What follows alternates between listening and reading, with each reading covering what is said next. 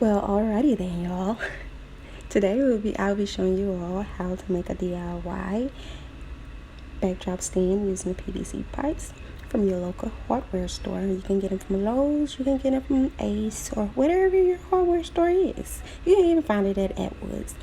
If you read the caption will have everything that you need to know, and I will have everything in the description box below as well.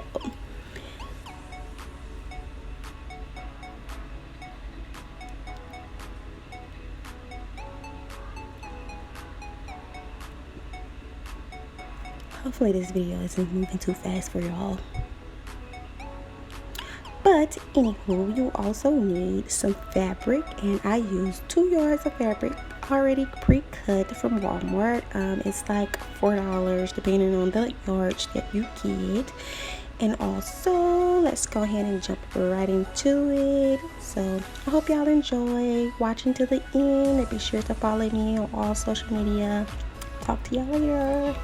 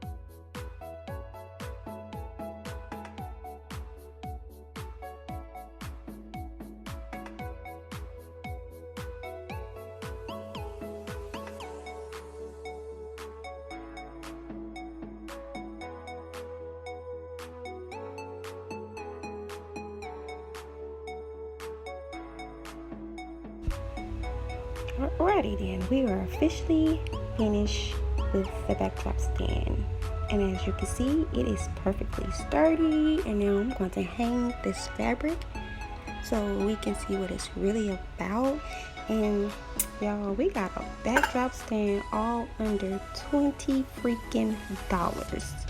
Period. Be sure to iron your fabrics and make sure you don't have any wrinkles in it though, because you don't want to be looking crazy or whatever. You get what I'm saying? So yeah, so follow me on all social media at Just Brittany, and if you would like to see more of these videos, just let me know in the comment section below, and I'll talk to y'all later.